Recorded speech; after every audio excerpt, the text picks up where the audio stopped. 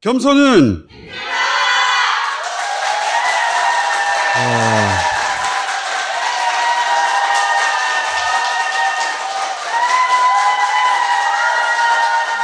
다스베이다 349회 시작하겠습니다.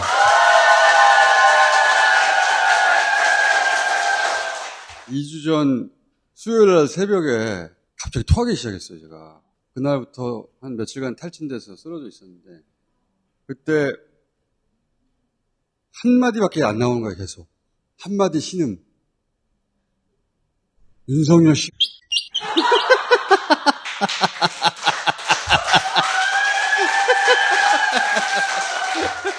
첫 번째 순서, 세 분을 모시겠습니다.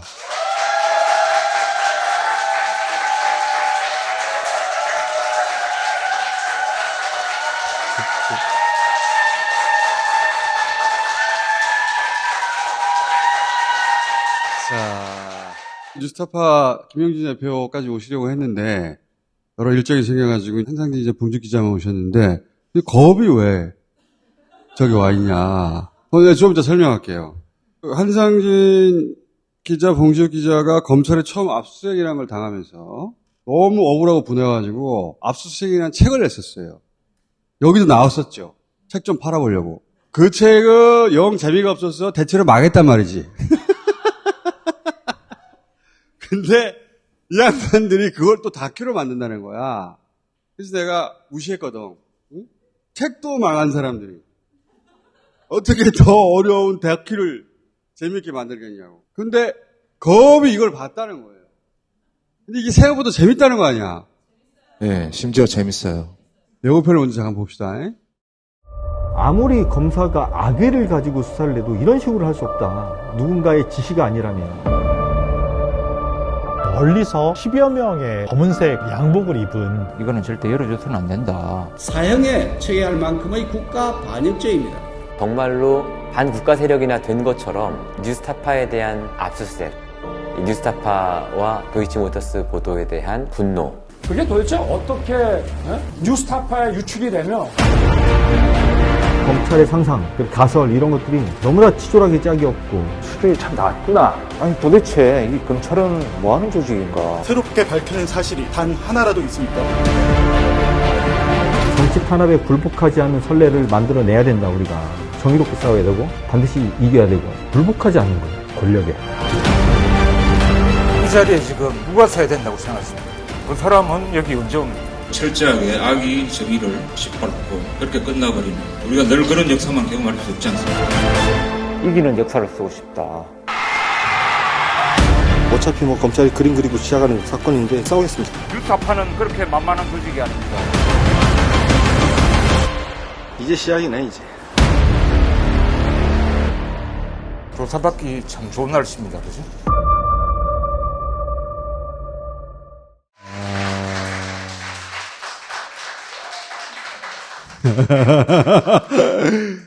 예고편은 재밌을 것 같은데. 예고편이 전부인 경우도 많잖아요. 예고편이 전부인 면이 조금 있어요. 농담이고요. 다큐멘터리가 내용이 좀 빈약하면 보통 1시간 반은 넘기기가 쉽지 않아요. 네, 아니, 1시간도 넘기기 어렵지. 1시간 50분이에요. 스포트라이트라는 영화를 본 적이 있어요? 보스턴 지역에서 이제 성직자들이 아동을 추행한 사건을 가지고 기자들이 물고 늘어져가지고 끝내 이제 진실을 밝혀내는 내용인데. 재밌는 영화인데 그거. 재밌는 영화죠. 근데 그 영화가 막 감정적이어서 재밌는 건 아니잖아요. 그렇지. 예. 그러니까 건조하게 사실만 전달해도 충분히 재밌단 말이죠. 그 정도 영화에 비교하는 건 너무 무리 아니야? 물론 그 영화에는 마이클 키튼도 나오고 마크 로팔러도 나오고. 그때 아카데미 가지 않았어 그 영화? 레이첼 메가담스도 나오고 아카데미 작품상 받았죠. 그렇지. 예. 너무 무리한 비교 아니야? 예. 저도 영화 유튜브로서 제 밥줄이 걸려있기 때문에 그렇게까지 빨아줄 수는 없고요.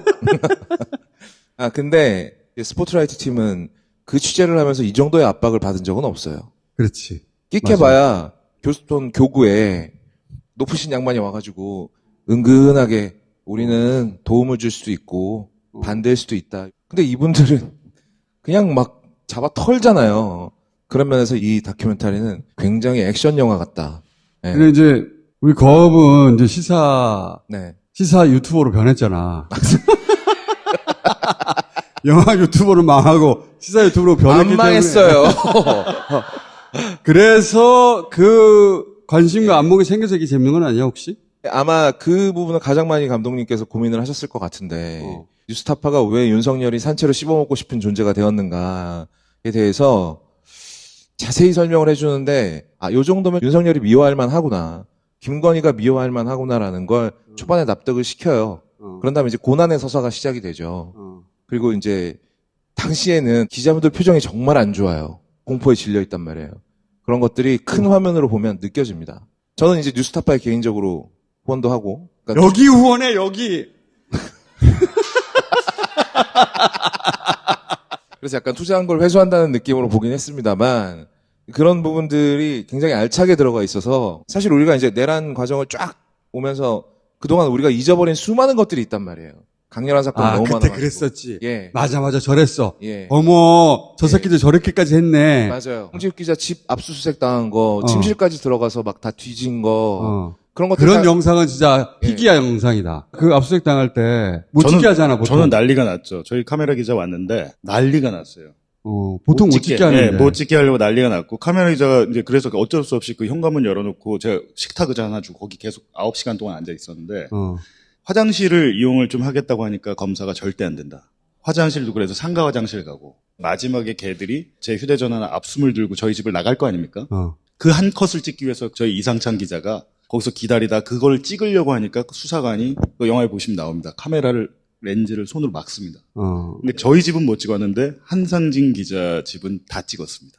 저 같은 경우에는 이제 반부패 수사 일부, 그러니까 특수검사 팀이 왔고 동시에 여러 곳을 해야 되니까 모자르잖아요, 검사가. 지역에 있는 검찰청의 수사관들을 파견을 받아가고 왔는데 한상현 선배는 같이 TV를 보고 있더라고요. 그럼 그 팀은 찍는 거에 대해서 뭐라고 안 했어요? 저희 집 분위기가 너무 좋았어요. 네. 아니 같이 TV를 보고 있더라고요. 앉아가지고. 같이 앉아서 이렇게 얘기도 많이 하고 분위기 되게 좋았어요. 날씨도 되게 좋았고. 압수수색 당하는 걸 다 찍었어요. 다 찍었어요. 막지도 않고. 네, 막지도 않고. 뭐, 저희 얼굴만 좀 안 나오게 해주세요. 뭐 이 정도로. 저희 거실에 그 CCTV가 하나 있었고 홈캠이라고 하잖아요. 홈캠. 그걸로 제가 몰래 찍으려고 했죠. 야, 근데 그것까지 해서 SD 카드를 빼버리더라고요. 자기들은 찍습니다. 이렇게 바디캠을 들고 자기들은 찍고 제 휴대전화 가져가자마자 다 보면서 찍어서 본부에 보고하고 난리도 아니었어요. 그래서 짜투리 영상만 있고 봉지욱 기자는. 그렇죠. 저는 풀로 압수수색 당하는 편안한 영상은 항상진 기자 집이 털릴 때. 김용진 대표 집은요?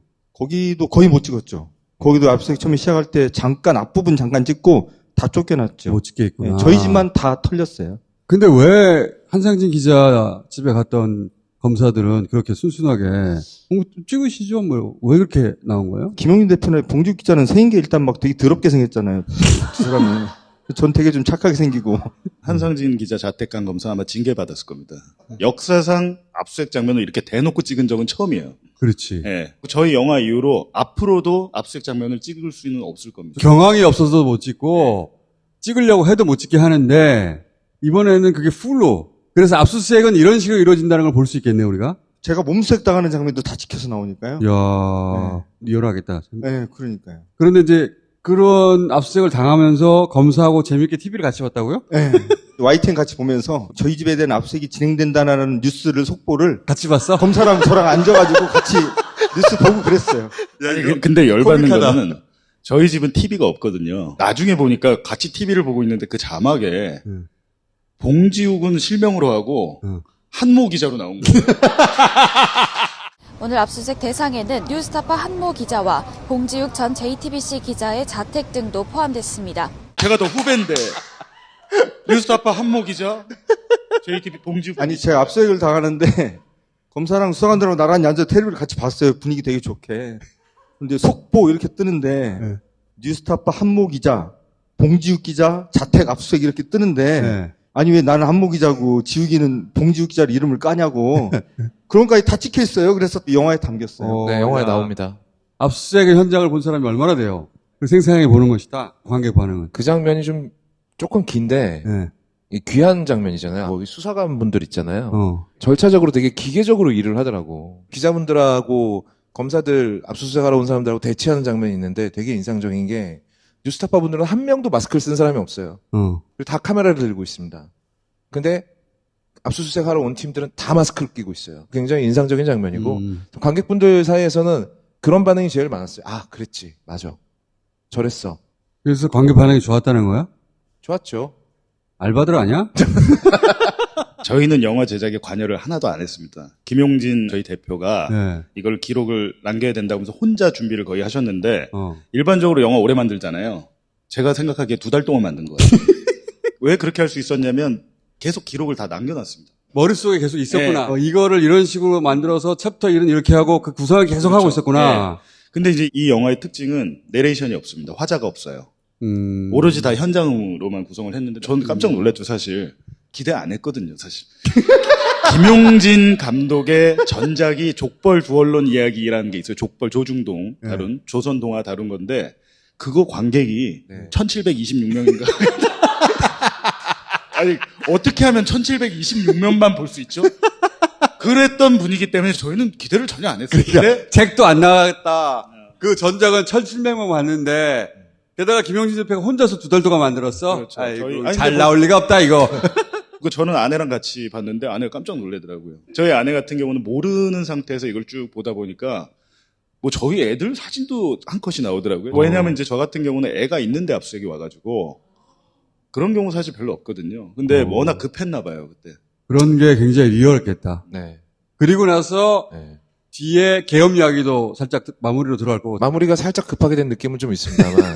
아니 저희 걱정을 많이 했습니다. 그 내란하고 붙이려고 그래서 이걸 어떻게 붙이려고 그러나. 그러니까. 그럼 억지 아닌가라는 생각을 했는데 제가 이제 예전 일을 가만히 생각해 보니까 윤석열이 전두환이랑 한 행태가 비슷합니다. 전두환이 1979년에 보안사령관 할 때 부마 항쟁이 일어났을 때 합동수사본부장을 보안사령관이 하게끔 직제를 바꿔갖고 연습을 한번 해요. 합수부장으로서. 그리고 11.6 김재규 박정희 암살 사건이 일어나니까 본격적으로 자기가 이제 합수부장을 하면서 정권을 자기가 먹잖아요. 마찬가지로 윤석열이 언론에 대해서 검찰을 동원하고 방심이 방통위 국민의힘을 동원해서 압박을 했을 때 그때 당시 분위기가 지금 생각하면 끔찍한 게 제가 기자인데 저를 취재하기 위해서 한 20명씩 매일 전화가 옵니다. 검사가 한 얘기를 듣고 저한테 확인을 하려고 한 거예요. 네. 기자들이 기자들 편에 서 있는 게 아니라 검찰 편에 서서 기자를 그렇죠. 취재했어. 저희가 어떤 얘기를 해도 한 6개월간은 정말 씨알도 안 막혔습니다. 그러니까 굉장히 자괴감이 많이 느껴지고 나도 이렇게 살았나? 라는 옛날을 좀 이렇게 반추하게 보는 거죠. 검사가 흘려주면 특종이라고 생각을 하고 보도를 하고 또 한국기자협회가 그걸 기자상을 줘요. 잘했다고. 그렇지. 지금도 그렇습니다. 그러니까 이 잘못된 언론 행태를 알고는 있었지만 막상 제가 당해보니까 야 이거 장난 아니구나. 그때 우리끼리 얘기했던 얘기는 지금은 어쩔 수 없다. 지금은 어쩔 수 없다. 지금은 당하는데 이대로 물러서지 않고 반드시 되갚아 줄 거다. 그런 각오들이 이제 영상에 나오는 거 아니야. 그리고 실제로 되갚을 수 있게 된 거 아니에요. 그래서 만약에 계엄이 없었으면 이 다큐는 승리의 기록으로 끝나지 않고 현재 진행형으로 끝났을 텐데 마침 계엄까지 그 탄핵까지 돼가지고 이 시기가 딱 좋긴 해. 그래서 급하게 지금 김용진 대표가 지금이다 하고 지금 개봉을 한 거 아니에요. 일단 영화를 보다 보면은 기자분들한테 굉장히 감정이입을 하게 돼요. 저 사람들 고생이 좀 끝났으면 좋겠다. 근데 그때쯤에 계엄이 터지면서 이제 그 탄핵 인용이 되는 장면이 나온단 말이에요. 약간 꽁으로 먹는 느낌 아니야, 마시면에. 결이 약간 꽁으로 먹는 건데 네. 어쨌든 타이밍상으로는 지금이 맞지. 김용진 대표가 이번에는 이 영상을 그 짧은 시간에 혼자 한 것 치고는 제대로 했다는 거 아니에요. 근데 사실상 이 영화의 주인공은 한상진 기자입니다. 영화를 보시면. 네, 그래요? 저랑 김용진은 무조건 싸우자, 투쟁하자 막 난리인데 여기는 뭐 메소드 연기라고 하죠. 메소드 연기. 저도 그 인터뷰를 하고 이러면서 멋있는 얘기를 많이 했는데 그런 건 하나도 안 써주고 자기들 멋있는 장면 나오면 저는 뒤에서 울고 이런 식으로 구성을 해놨어요. 그래서 그것도 한 번 울었는데 그걸 몇 번 쪼개서 이렇게 쪼개기 편집해가지고 이게 곳곳에다 배치하고. 사실은 저는 저 영화를 개봉할 때 집에서 그런 얘기를 했어요. 집사람하고. 망했으면 좋겠다. 되도록 좀 많은 사람들이 안 봤으면 좋겠다. 아니, 오늘도 걱정하더라고요. 이거 잘 될 것 같아서 큰일이라고. 내가 우는 아니 지금 왜 그러냐면요. 서울의 소리에서 영화 퍼스트 레이디 만들었을 때 어느 극장도 그거 상영관 안 잡아줬습니다. 그래갖고 개봉이 되게 늦어졌는데 파면이 되니까 극장이 200곳이 열렸어요. 많다. 스크린이 한 230곳 되는데 다큐로는 엄청 많은 거다. 네. 근데 이제 얘기 들어보니까 이번 주 일요일까지 성적 안 나오면 바로 다 내린다고 하더라고요. 그렇죠. 원래 극장이 그렇게 한다고 원래 하더라고요. 그렇죠. 근데 지금은 극장 몇 개 열었어요? 스크린이 한 200개, 200개 넘게 열리긴 엄청 많은 거예요, 그러면. 엄청 많이 걸린 거죠. 큰일 났어요, 지금. 형수 봤습니까, 이 영화? 봐가지고, 영화 다 만들어진 다음에 이제 영등이에 보내잖아요. 네. 이제 마지막으로 저희 집사람이 이제 이혼을 걸고, 이거를 정리를 안 해주면 넌 이혼이다 했었던 게 저희 집 부엌이 나오죠. 저희 그렇지. 부부 쓰는 안방에 살림 보여주기 싫지. 엉클어져 있는 이불이 나오죠. 그렇지. 그 화장실이 막 나오고 거기 막 다 손 넣어서 이렇게 막 다 뒤지는 장면이 막 다 나오니까 다른 건 다 협상이 되는데 부엌은 좀 지우라고. 맨 마지막으로 이제 저희가 영화 마무리하면서 한 작업이 이제 저희 부엌 이렇게 모자이크 처리하는 그걸로 이제 겨우 이혼은 피하는 거죠. 근데 이제 한상진 기자님 우시는 장면이 임팩트가 너무 세서 부엌은 머리에 남아있지도 않아요. 한 번 울었는데 그거를 곳곳에 써먹었구나. 근데 저는 이분 영화 시작부터 끝까지 계속 울고 계시거든요. 그게 이제 좀 오해가 있는데 이제 이게 진짜 막 슬퍼서 우는 건 아니에요. 근데 그건 아니고 처음에 어떤 장면에서 우신 거예요? 기억이 안 납니다. 억울해서. 정말 이제 화가 날 때 사람이 눈물이 날 수 있잖아요. 그렇죠. 막 이렇게 분해가지고. 그런 걸 잘 또 살려주는 게 또 감독이 해야 될 일 아닙니까? 그런 걸 살려주겠다는 의지가 전혀 느껴지지 않아요, 영화로. 그냥 얘는 우는 애. 이렇게. 자기는 되게 멋있는 말 막 하고. 얘는 울고. 네, 이게 막 자기는 멋있는 말 하고, 갑자기 느닷없이 달 한번 보여주고, 갑자기 울어요, 제가.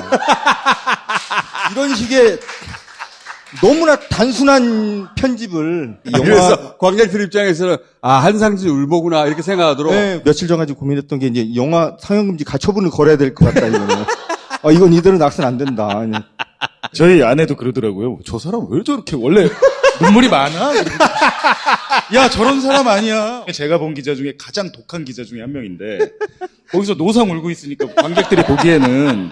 근데 저한테 아내가 그러더라고요. 당신도 한번 울지 그랬냐고. 너무 딱딱하게 나오니까. 이게 압수수색 밑에 내란의 시작이라고 돼 있는 거 바꿔야 돼요. 울보 한상진. 김영진 대표님은 굉장히 악의적이네. 멋진 대사는 혼자 다 하세요. 이기는 역사를 쓰고 싶다. 네. 본인이 멋진 대사는 살리고 네. 요거 임팩트를 주기 위해서 한상진 우는 거 갖다 붙이고 한상진 기자로 감정 끌어올려서 마무리는 자기가 찍는 거지 멋있게. 그러니까 온갖 장면들이 들어가 마치 있어. 자기 말 때문에 울고 있는 것처럼. 아니 그리고 감독이 본인이 너무 많이 나와. 제가 상대적으로 덜 나오니까 아내가 왜 이렇게 당신 조금 나오냐고. 근데 본인이 그렇게 많이 하시더라고요. 나는 우는 장면밖에 없어. 자, 감독인 김용진 대표는 본인 멋진 장면 위주로 편집했고 한상진 기자는 우는 장면 중심으로. 봉지욱 기자는 뭘로 다른 거예요? 파이터죠, 파이터. 아니, 멋있어요. 봉지욱 기자는 정말 멋있게 나오고 영화를 보면 정말 부러워요. 아니, 저도 그냥 멋있는 말 많이 했는데 그런 건 안 써주고. 김영진 대표님 멋있는 말씀 많이 하는데요. 그렇게 막 어처구니 없는 멋을 부리지는 않아요. 한동훈처럼 막 뒤로 돌아가면서 막 넥타이 풀어가지고 막 이로 던지는 장면, 봉고차 타고 가면서 이제 대사를 치는 장면이 나오는데 되게 덤덤하게 치세요. 근데 되게 계산된 대사인데 되게 덤덤하게 친단 말이에요. 예를 들어서 뭐 지금 터널 지나고 있잖아. 금방 밝아질 거야.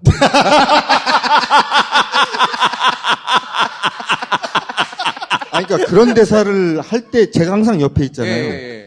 정말 부끄러워서 못 보겠어요. 카메라를 찍고 있는 걸 뻔히 알면서 심지어는 앞에 자 이제 시작하자 뭐 이러면서 얘기를 하는데 정말 부끄러웠어요. 그래서 제가 이렇게 카메라 눈을 안 맞추는 거 보셨어요? 아니, 일부러 안 쳐다보시잖아요. 안 봐요, 저는. 영화를 이상하게 만들어놔가지고. 저는 그때 그 차에 안 타 있어갖고 영화관에서 봤어요. 막 손이 오그라들더라고요. 뭐 하는 거야, 이게 지금. 너무 창피해. 저 있었으면 절대 그런 거 못 합니다. 이 서사가 정말 고약해요. 전 장면에서 우셨단 말이에요. 우는 사람을 옆에 앉혀놓고 김영진 대표님이 야 지금 어둡지? 예, 터널 끝에 금방 와. 밝아질 거야. 울지 마, 울보야. 그런 이미지. 상당히 악의적이었다고 봅니다. 예. 그러니까 김영진 대표는 머릿속에서 다 편집하고 있었던 거야. 네. 얘 울보 만들고 나서 네. 내가 위로하고 네. 그 터널이 지나가 멋진 대사하고 또 다음 장면 지나가고 네. 아무도 몰랐지. 그렇지. 그 장면 왜 찍는지 그때 감독만 알고 있었던 거지. 지금 아마 일본에서 지금 귀국하고 있는데요. 네. 머릿속에는 2탄을 생각하고 있어요. 한상진 똥검 찾으면서 다시는 안 속아 내가. 그런 거를 알고 보면 되게 재밌겠다. 김용진 대표의 음모. 사악한. 음모와 거기에 한없이 당하는 한상진 기자. 그거 왜 이제 우리가 윤석열이 처음 이제 검찰총장 취임할 때 청문회라든지 거기서도 정말 감탄이 나옵니다. 입만 열면 거짓말을 해. 그러니까 그때는 다 몰랐지 우리가. 네, 우리가 그때 몰랐잖아요. 그렇지. 네. 모든 게 거짓말이라는 걸 몰랐지. 네. 자, 지금 극장이 200개 되고 이번 주말에 성적이 좋아야 이게 계속 극장이 살아남거든요. 어떻게 도와주면 돼? 일단은 예. 한상진 기자가 도와주는 걸 원하지 않는 것 같고. 저는 별 하고 싶은 말이 없습니다. 지금 걱정하고 있다니까요. 많은 분이 보실까봐. 근데 많은 분들이 좀 봐주시면 저희는 10원 한 장 받는 거 없고요. 그 수익금을 가지고 각 지역의 독립언론 양성을 합니다. 수익금은 그렇게 쓸 것이고 어찌됐든 영화를 보시면 저도 그런 생각이 들더라고요. 저도 너무 오래되니까 잊어버리고 있었죠. 재판받고 있지만 다음 주에 저 재판인데 생각이 잘 안 납니다. 우리는 너무 빨리 망각합니다. 윤석열에 대해서도 김건희에 대해서도 제가 볼 때는 정권 바뀌고 하면 금방 또 잊어버리거든요. 잊지 말자는 차원에서 많은 분들이 좀 보셨으면 좋겠습니다. 저도 한 말씀만. 눈물 얘기 말고 저도. 네. 7년 전쟁이라고 적어놨는데요. 뉴스타파와 윤석열의 7년 전쟁 적어놨는데, 저희 뉴스타파가 잘났다, 그동안 고생했다, 이런 거 보여드리려고 만든 영화는 아니고요. 예전에 저희가 이제 검찰개혁을 그렇게 목소리 높여서 부르짖다가 또 시간이 지나면 또 잊잖아요. 이 검찰개혁이 왜 필요한지, 그리고 언론개혁이 왜 필요한지, 언론의 역할이 무엇이어야 되는지에 대해서 한번 좀 많은 분들이 한번 고민할 수 있는 계기만 될 수 있으면 제 눈물이 네. 이 정도 망신은 감수할 수 있겠다. 그런 생각이니까 많은 분들이 좀 봐주셨으면 좋겠습니다. 여기까지 하겠습니다. 감사합니다. 네, 고맙습니다.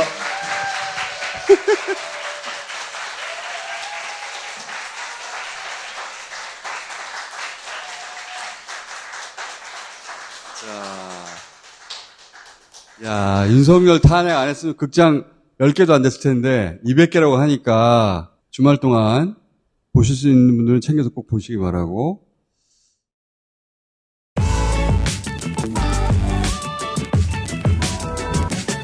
맛있다. 어쨌든. 바스. 300만 개, 아니 200만 개네? 200만 개 팔렸습니다. 이건 딴지마켓의 후기를 확인하시면 됩니다. 예. 후기가 압도적이에요. 이거 좋습니다. 아주. 방향제가 아니라 냄새 자체를 흡착해서 없애주는 겁니다. 자, 바스. 다모의 테라피 골드 샴푸 헤어 토닉. 청귤 껍질에서 청피엑스산을 뽑아가지고 탈모. 그렇답니다. 네. 완화에 도움을 주는, 잘 봐야 돼요. 나는 게 아닙니다. 완화예요. 네. 완화도 중요하지. 네. 완화에 도움을 주는 치약처 인증 특허 출원 원료. 네. 이런 증상 개선에도 도움을 준다. 오케이. 딴지마켓. 국항에 미친 사람들. 닥스메디. 오랫동안 딴지마켓 관계해왔는데 국항에 미친 사람들.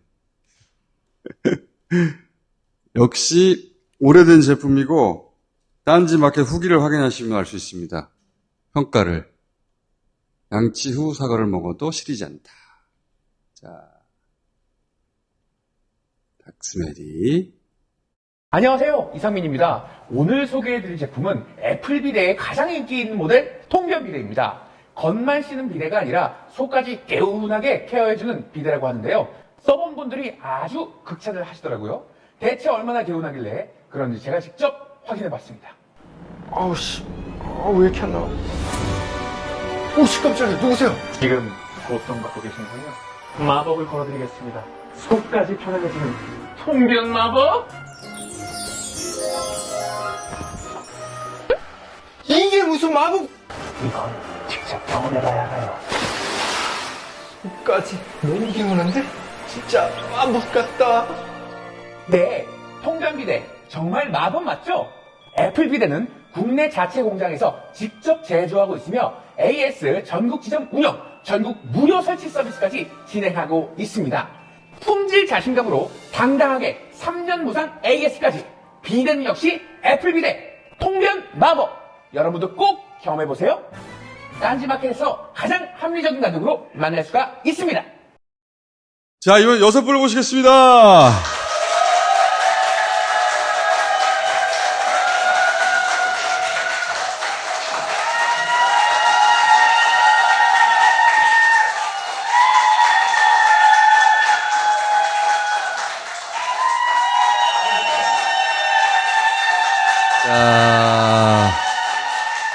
새로운 게 나와서 이게 먹고 시작해야 될 것 같아. 네. 나도 누룩굴비 겸사겸사 키친에서 판매하는 누룩굴비입니다. 나는 누구 제사상인 줄 알았잖아. 꼭 이 이상 받았으면 하는 사람이 있어가지고. 한번 드셔보세요. 지금 짐버랑 같이 드시면 진짜 궁합이 잘 맞거든요. 제가 알기로는 그 탄핵 대구 처음 아닌가요? 이 다배가? 맞아요. 네, 맞잖아요. 진짜 너무 기쁜 날이잖아요. 잔칫날입니다, 잔칫날. 이거는 예, 한 입에 먹어야 되잖아요, 이런 거는. 잘라서 먹으면 맛 없잖아요, 진짜. 네. 한 입에. 한 입에? 진짜? 와, 여러분, 누룩굴비입니다. 누룩굴비. 누룩굴비가 뭐지? 이거를 반건조해서 쪄가지고 조리가 돼서 나온 건데, 저는 전자레인지에 데워서 먹었거든요? 너무 맛있어요. 소금도 귀한, 친한 소금으로 사용했다는 거. 여러분, 진짜, 지금 우리 윤성현 평론가님이 들고 있는 저 보냉백. 이 정도면 패션 아이템이죠, 여러분. 네네. 우리 요 정도는 다 들고 다녀줘야. 패션 좀 안다. 네네. 준비된 수량 소진 씨까지만 준비된다는 점 말씀드리고요. 그리고 짐버입니다, 여러분. 짐버는 사랑이죠. 짐버가 없었으면 어떻게 그 겨울을 내가 버텼나. 진짜 드디어 봄이 오니까 짐버를 또 시원하게 마시고 너무 좋습니다. 5월달 초까지 선물 세트를 진짜 잘 나가니까 저희 이번에 또 선거를 기다리면서 네, 저희 완판을 시키는 거 목표로 네, 해보겠습니다. 좋습니다. 이렇게 선전을 하면 완판이 돼요? 저희 다 완판녀예요. 진짜 네. 언니. 진짜 대단한 사람. 준비를 조금 시켜요. 아니, 저도 사실 아까 이걸 먹었거든요. 들어오기 전에. 그냥 사실 다 먹었어요. 4개를 주길래. 너무 맛있어. 네, 진짜 맛있었는데 저는 고추장보다는 이제 그 된장인가? 예. 네, 거기에 싼 게 더 맛있긴 하더라고요. 근데 이렇게 많이 먹는데 날씬할 수가 있어요. 둘 다. I say 접사, you say 뭐? 접사, 접사, 접사, 접사, 접사, 접사. 예. 진짜 너무 괴롭다, 진짜. 볼 때마다 괴롭다, 진짜. 그러니까 너무 무리수인데 재밌어. 네. 자, 요거 옛날 맛이다. 옛날 맛. 왜 할머니가 막 해주시던 이게 1년에 딱 3개월, 그러니까 한 철밖에는 나지 않는 거래요. 그래서 이번에 완판되면은 이제 1년 기다리셔야 된다고 합니다. 짐버 같이 세트로 구매하셔가지고 그래도 생선이 다 비린내는 조금씩 있잖아요. 저 지금 비린내 안 나지? 나 지금. 네.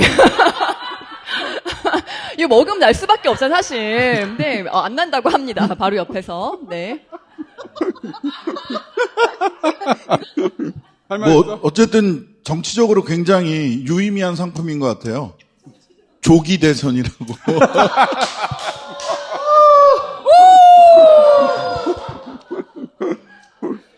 잘 갖다 붙인다. 조기 대선에는 조기 한 마리씩 먹어줘야 되는 거 굴비야, 아니야 원래? 굴비. 올배입니다. 본파는 조기로부터 온 거니까. 맞아요, 맞아요. 예.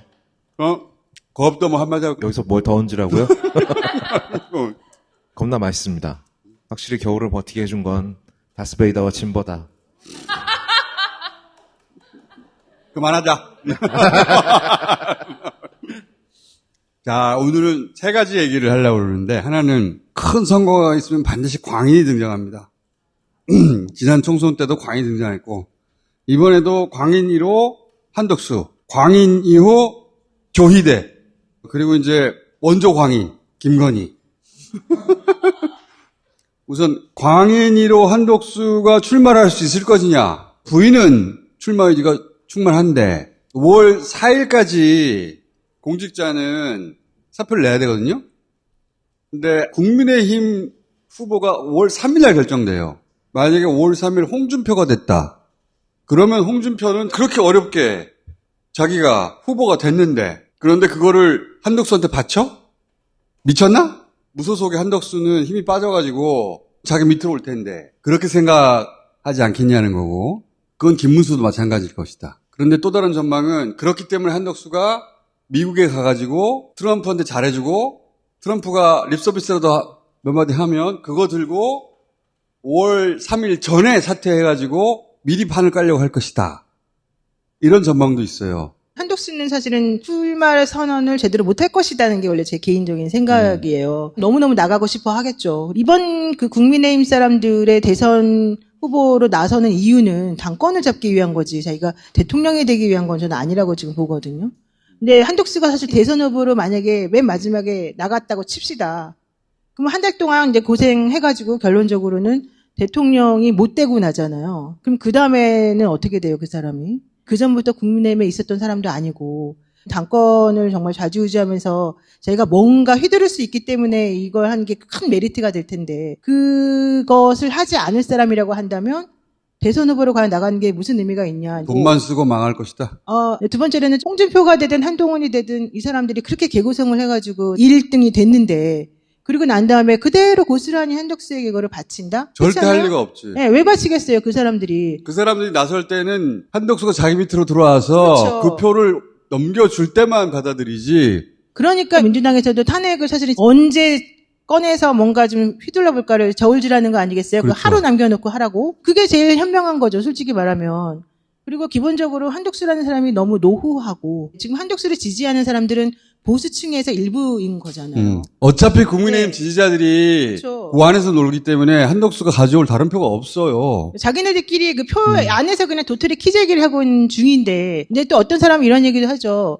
한덕수는 내란의 공범이기 때문에 형사적인 문제를 피하기 위해서 나갈 수도 있다 이렇게 주장을 하는데 저는 그거는 아닐 거라고 봐요. 자, 온갖 찌라시를 다 듣고 이쪽으로 흘려버리는 우리 노영희 변호사의 찌라시 논평이었고. 근데 이제 이거는 합리적으로 생각했을 때 얘기고 사람이 미치면 어쩔 수가 없는 것 그치. 같아요. 그러니까 내가 그 사람이 미치는 것까지 해결할 수는 없는 거니까. 정치권에서는 어떻게 봐요? 대통령실과 국민의힘 지도부에서 모여가지고 한덕수를 추대하자라고 논의를 했다라는 소식을 2월 말에 들었어요. 당시 비서실장, 정무수석, 그 다음에 쌍권 플러스 알파 이렇게 2월 말에 용산에서 모여서 다음에 자기들이 남아서 이제 지방선거하고 총선을 해야 되는데 김문수나 홍준표로 그 다음 선거, 자기들 선거를 생각을 하면 여파가 너무 길어진다는 거예요. 너무 극단적인 찐윤들이 이렇게 모이는 거라서 그 이미지가 고착화되기 때문에. 근데 한동훈은 배신자라 안 돼. 오세훈은 명태균이 해결할 것 같아. 그래서 그때 조금 덜 지고 이후에 지방선거나 총선 때까지 패배의 여파를 줄일 수 있는 사람을 속어법을 하다 보니까 한덕수가 남았다는 거예요. 일리 있다. 네, 그게 2월 말 얘기예요. 2월 말. 그때 실제로 그런 모임에서 그런 얘기가 있었는 것 같다라는 생각을 하고요. 첫 번째. 두 번째는 지금 한덕수의 행태를 보면 나라 팔아서 출마 명분 만들겠다. 이거 그거지. 아니에요. 매국노에 매국노. 그러니까 이제 도발을 했던 거지. 헌법재판관 2명 대통령 임명하면서 나를 제발 탄핵해줘. 했다가 지금은 관세 협상하면서 이렇게 가는데 그때는 스토리라인을 짜놨는데 야 탄핵안 올라간다 이렇게 이제 조국혁신당에서는 올라간다 그러고 민주당에서는 조금 신중론을 취하고 하면서 역할을 나름 분담해서 이렇게 해왔던 거거든요. 근데 만약 진짜로 불가역적인 조치를 하러 미국으로 간다 그럼 비행기 탄 다음에 탄핵시켜버리는 너무 잘했어, 너무 잘했어. 별 생각을 내려가지고 트럼프 만났는데 탄핵됐어. 권한이 없어. 너무 좋아, 너무 좋아. 그런 수도 생각을 해봐야 된다. 근데 그렇게 됐을 경우에 그 다음 총리 인선에 사실은 이게 지장이 있을 수 있어요. 그래서 이것도 사실은 굉장히 신중하게 고려를 해봐야 되는데 무슨 얘기냐면 예. 탄핵이 되면 정지되는 거지 사퇴되는 게 아니에요. 네, 그러면 헌재에서 판단을 해줄 때까지 총리를 선정을 못하고 권한 중지된 헌재에서 총리가 계속 있는 거예요. 이재명 대통령이 된 이후에도. 그러니까. 그런 일이 벌어질 수도 있다는 거지. 아, 그런 거지. 근데 진짜 나라 팔아먹을 불가역적 조치를 하러 가면 비행기 타면 탄핵해야 된다. 내리면은 권한이 없어. 그리고 저는 출마는 못할 거라고 생각합니다. 결국은 돈을 못 모아요. 대선이 장난이 아니거든. 하루에 몇 억씩 들어가는 레이스예요. 자기 돈으로는 못해요. 절대. 자기 돈으로는 절대 못해요. 대선은. 자기 돈이 있어도 안 쓸 사람이야. 그리고 그 사람은. 국무총리 이거 할 때 제가 쭉 봤는데요. 개인 카드 사용 내역이 1도 없어요. 진짜 1원도 없어요. 주로 법카. 현금. 예, 주로 법카. 특활비. 절대 자기 돈이 있어도 대선을 안 치를 사람이고 국민추대위원회에 쫙 서 있는 분들 보셨어요? 한덕수 총리보다 나이가 더 많이 드신 어르신들이 거기 쭉 계시거든요. 친윤 쪽에서도 거기에 돈까지 태우면서 한덕수로 레이스를 할까? 그리고 기업들. 예, 대기업들이 절대 태우지 않아요. 삼성 이정 회장이 이재명 만나버렸잖아. 파란 넥타이 하고. 그러니까 대기업들이 보통 보험으로 양쪽 모두에게 걸어두는데 이번에는 이쪽을 걸어둘 이유가 없거든. 없어.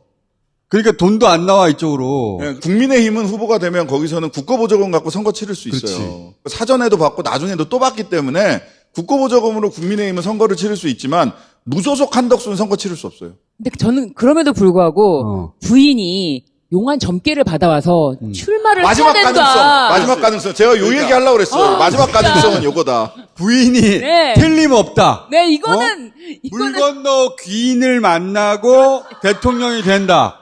그 물이 큰 물 태평양이다. 비행기 타고 올 때쯤 점괘를 다시 받아준다고 했다. 출마를 했으면 좋겠어요.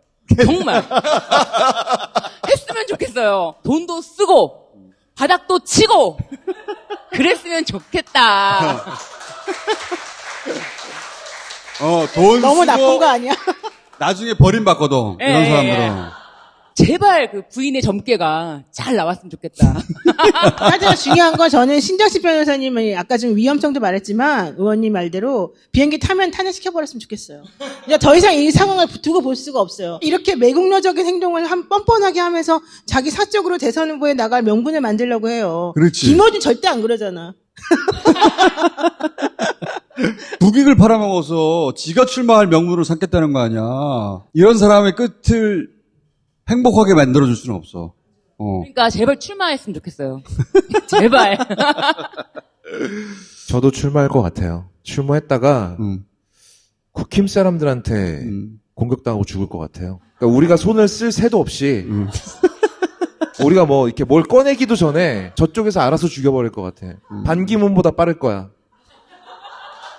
반기문 2주 걸렸거든요. 아니, 약간 키워서 먹으려고 하겠지. 네. 키워서 그 지지율을 먹으려고. 근데 지금 죄송합니다. 너무 깝치고 있기 때문에. 그러니까 지금 남아있는 일정은 국회에 와가지고 시정연설을 할 수가 있어요. 내일이에요, 내일. 그거를 하고 소위 원로라고 하는 그 노인들 추대받아서 나온다 이런 계획인 것 같거든요. 이번에 2+2 하고 나서 만약에 트럼프가 오케이 나오게만 하면 너 띄워줄게 라는 시그널이 오면 그거 가지고 하려고 하겠지. 그때 탄핵하면 된다는 거 아니야? 비행기 타기 직전에. 비행기 탄 다음에. 아, 그럼 돌아올 때는 자기 돈으로 비행기표 사야 되겠네? 뭐 그래야 되겠죠. 그러니까 너무 통쾌하다. 자기 돈으로 사고.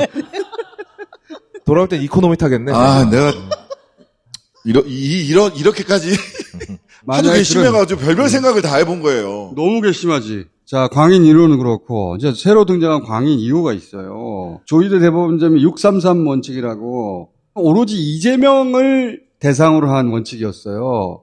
왜냐면 재판 빨려들여서 피선거권 박탈당하면 이번 대선에 못 나올 사람은 이재명 하나거든. 그래서 오로지 이재명을 잡으려고 633을 얘기했어.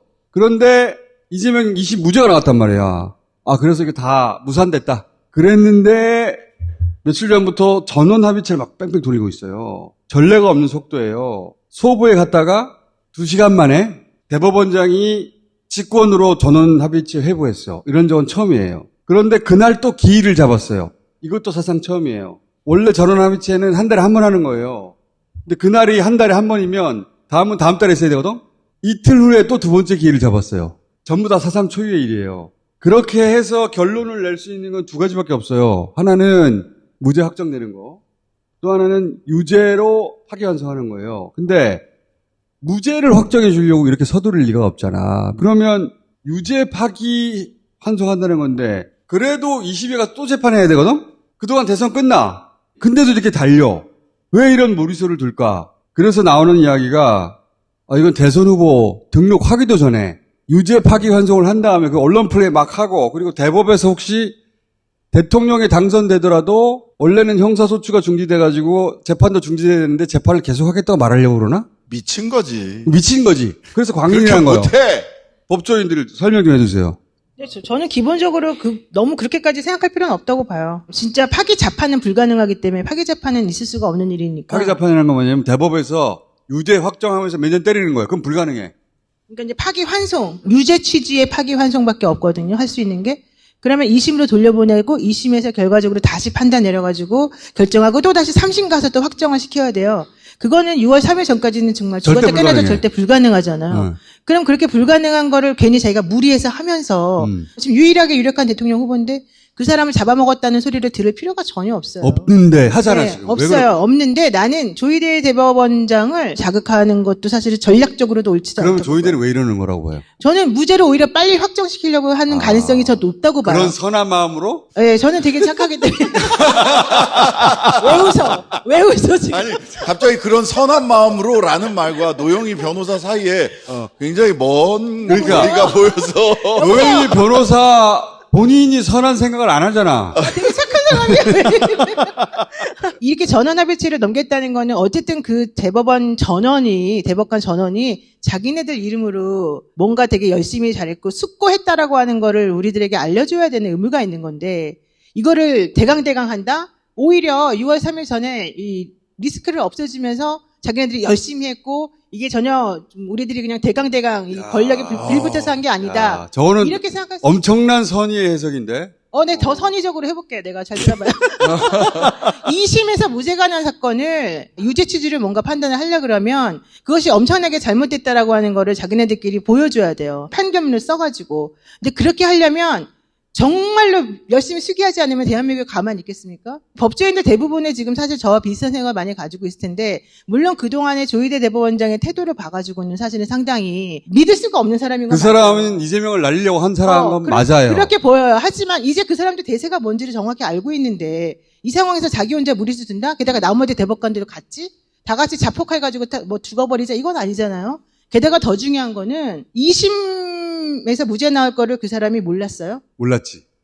아니 몰랐다 그러면 그만큼 영향력이 하나도 없는 거예요. 그렇잖아요. 자기가 바로 밑에가 2심이에요. 전혀 그거를 몰랐어요? 몰랐지. 그러면 정말로 영향력이 없는 사람인 거예요. 첫 번째로. 그러니까 나머지 11명의 대법관, 12명이 하는 거거든요. 11명의 대법관들이 다 따르겠느냐? 아니 게다가 더더군다나 중요한 거는 헌재와의 관계예요.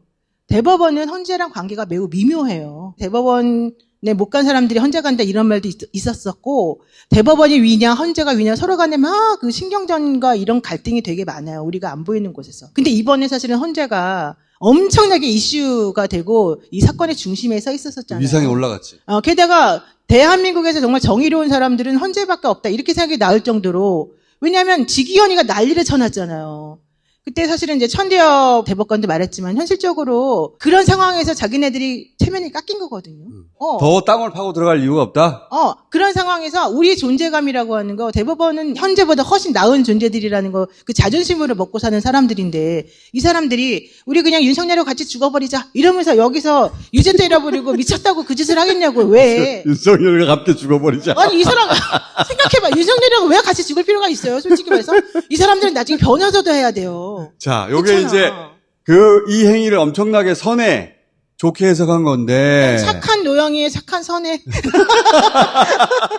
근데 걱정하는 사람도 많아요. 걱정하는 사람 걱정 버전을 얘기해 주세요. 저는 진짜 이 속보가 났을 때 와 정말 지긋지긋하다 이것들. 네, 한나 아렌트의 악의 평범성. 악은 날마다 성실하게 반복된다. 야, 진짜 멋있다. 날마다 성실하게 반복된다는 거예요.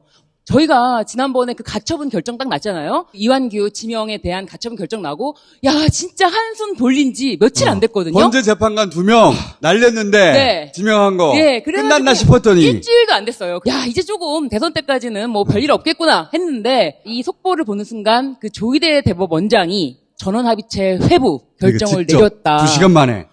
처음 있는 일이에요, 이거. 정말 날마다 성실하게 반복되는 악의 평범성. 근데 무엇보다도 네. 유죄 파기 환송을 하더라도 시간이 많이 걸리기 때문에 내가 발목을 그냥 뭐 잡고 있겠다. 발목 잡는. 그 두 가지 얘기를 하거든요. 이제 유죄 파기 환송을 우려하시는 분들은 후보 등록하기 전에 결론을 내가지고 이재명은 이런 범죄자다라는 저쪽에 공격할 빌미를 제공하고 근데 그렇다 하더라도 당선되고 나면은 형사수사가 중단되기 때문에 어차피 5년간 재판이 없어요. 그런데 그것까지 보태서 대법원에서 재판을 계속하겠다는 입장까지 네. 내려고 하는 건가? 그럼 이게 헌재로 가게 되거든 나중에. 네. 헌법 해석 기관도 우리도 할 수 있다. 대법원이 그렇게 우길 수도 있거든요. 불소추 특권이 있잖아요. 대통령에 대해서. 보수나 이쪽에서는 대통령이 되더라도 그 사람에 대해서 판결 선고해줘야 된다 이런 주장을 한단 말이에요. 그렇지. 그 논리를 따라가게 되면 정말 거기서 파기환송 시킬 수도 있는 거예요. 그래서 그지. 그런 모든 것들을 우리 대법원이 결정 내주겠다. 선회하는 사람들은 대법이 털어주려고 한다고 하지만 걱정하는 사람들은 거꾸로 파기환송 유죄 취지를 한 다음에 대통령 선거 다 끝나. 그런 이후에도 그 재판을 계속 진행시켜가지고 이재명 대통령을 대법에서 다시 유죄를 확정해가지고 그걸로 당선 무효로 만들겠다라는 플랜까지 가지고 있는 거 아니냐. 엄청 무리한 거죠. 완전 미친 거지 그거. 미친 거지. 그건 100번 미친 거지. 헌재가 윤석열 날렸으니까 우리 대법에서는 이재명을 날리자. 그런 논리가 있다고 난 들었어요. 자기들끼리. 자, 신장실 의원은 어떻게 생각하십니까? 저는 뭐 어떻게 생각을 하든 뜻대로 안 될 것이다. 아, 이건 정답. 이건 정답. 정답이에요. 왜냐하면 파기 자판하라고 하는데 그 말도 안 되는 그건 거고. 말이 안 되고. 왜냐하면 상고심 사건 2419명 중에서 파기 자판은 15명 있었어요. 15명도 전부 다 유죄에서 무죄가 되는. 그렇지. 급하게 지금 파기 자판 하지 않으면 이 사람이 너무 오랫동안 인권 침해가 돼. 그런 경우만 파기 자판하는 거예요. 구제하는 거예요. 구제하는 거예요. 구제. 거꾸로. 근데 이거는 무죄를 유죄로 만드는 경우 유죄로 파기 자판하는 없어. 경우는 없어요. 그러니까 이거는 파기 자판 하자 뭐 이렇게 주진우가 뭐 어쩌고저쩌고 얘기를 해봤자 이건 전부 다 주진우 의원입니다. 아, 네네. 주진우 기자 말고 예. 주진우 의원님께서 그런 말씀하신 거는 귀 기울여 드릴 필요가 없다. 말도 안 되는 소리고. 예. 유죄 취지 파기 환송의 경우 전원 합의체가 5월 10일 전까지 못합니다. 기본적으로 법조인들은 보수적이에요. 그런데 아무리 보수적이고 아무리 나의 마음이 윤석열 곁에 있어 라고 해도 티키타카를 해야 돼요. 그래서 5월 10일 전까지 물리적으로 유죄 취지 파기환송이 불가능하다. 그러면 선거 기간 중에 유죄 취지 파기환송을 해서 선거에 타격을 주려고 하는 것도 있을 수 있겠죠. 근데 제가 보기에는 6월 3일까지 유죄 취지 파기환송을 하기가 어렵다라고 봐져요.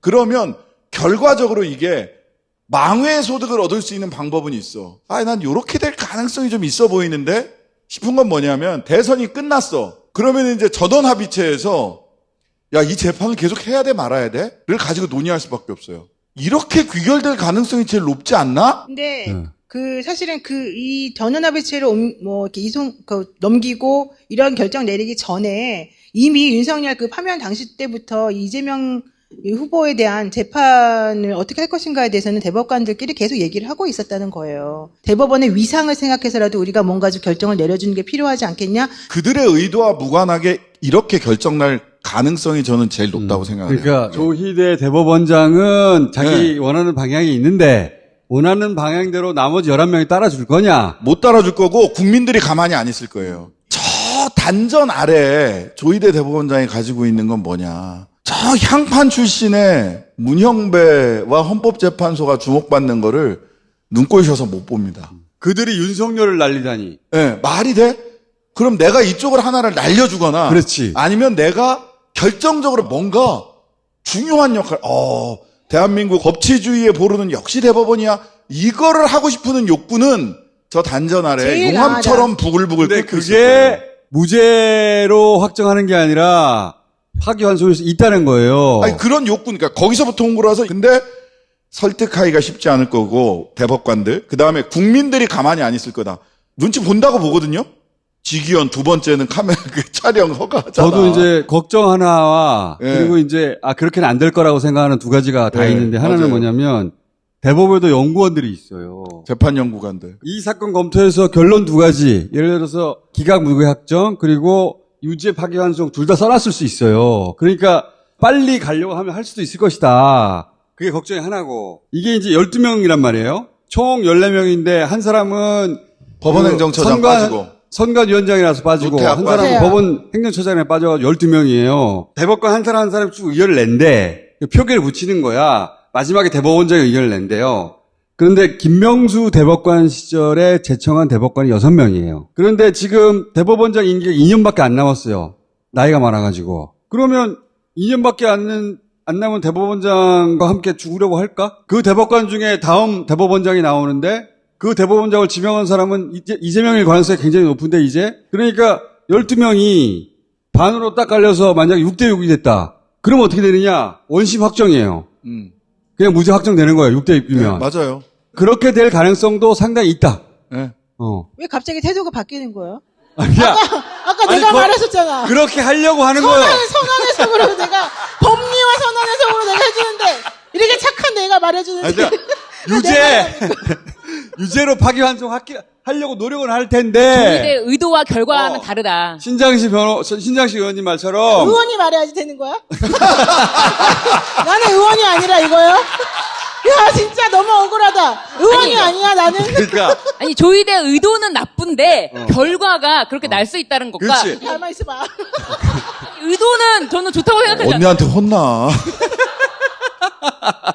나쁜 의도인데 나쁜 의도대로 안 될 가능성이 높다. 의도대로 안 될 겁니다. 그래서 망신당하고 끝나지 않을까? 망신. 일단 이걸 시작했다는 자체가 난 광인이라고 봐요. 지금 털어주려고 무죄 확정할 필요도 없어요. 이미 무죄도 않는데 뭐. 그냥 가만히 있으면 돼. 가만히 있으면 돼요. 가만히 있으면 돼. 이렇게 지금 막 전원합의체를 이렇게 이례적으로 돌리는 건 빨리 돌려가지고 무죄 만들어줘야지 말이 안 된다고 봐요. 가만히 있어도 무죄 확정인데 뭐하러 그런 노력을 해. 의심을 사면서. 하여튼간 대법관 레이더를 제가 돌려봤어요. 돌려봤더니. 거기까지 얘기하겠어요. 돌려봤더니 뜻대로 안 될 것이다? 에이, 모르겠는데 난 의원도 아니고 뭐 말할 필요도 없고.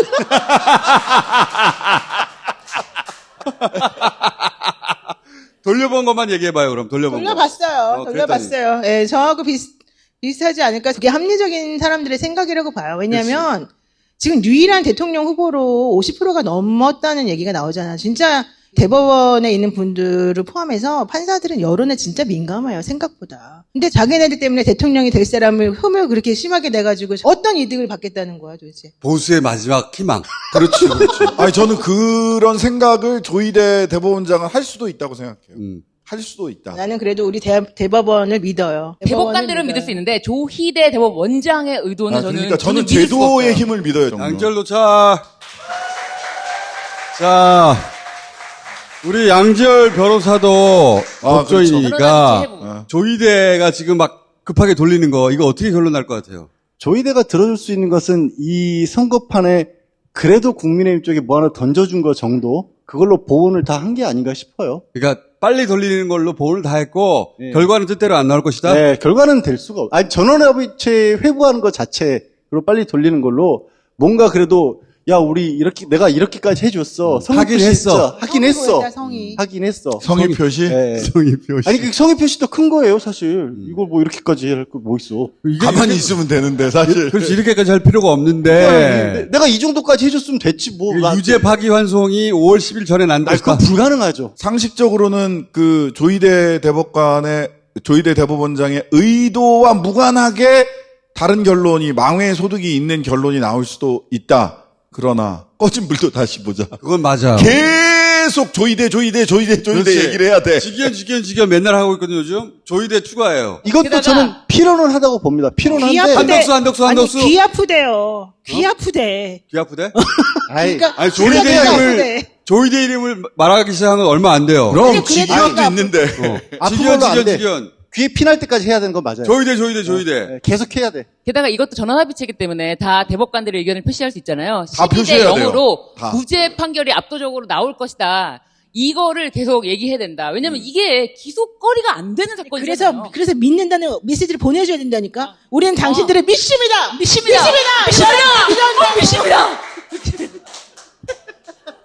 믿어줘야 된다니까. 열심히 하겠다잖아요, 지금. 지금 다 결론이 똑같잖아. 왜 그러는 거야? 의원이 아니니까 이러는 거지. 지금 양재변사 모르죠? 무슨 일이 벌어졌었는지. 왜? 아니, 나랑 의견이 똑같잖아. 너무 웃기는 게, 왜 이렇게 얼굴이 빨개, 근데? 너무 화나가지고. 지금 분해가지고. 그게 아니라 자기 오기 전에 나랑 여기랑 똑같이 말하면 이래가면서. 예, 누님. 얘는 누님 맞습니다. 의원이 말하면 막 다 들어주고. 아니, 그러니까 자기가 얘기하면 안 들어주고 의원이 말하면 똑같은 얘기인데 들어준다고 지금 삐져가지고 그러는 거예요. 똑같은 얘기 아닌데 결론은 똑같지 않냐고. 그러니까 똑같잖아. 어쨌든 내가 제일 착하다. 이게 결론이야. 원래 사람이 사랑에 빠지면 착해져요.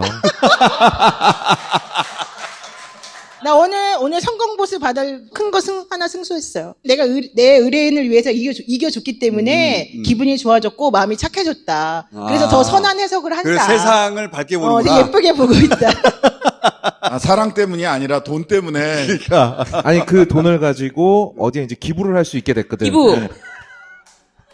자, 그럼 세 번째. 원조 광인 김건희.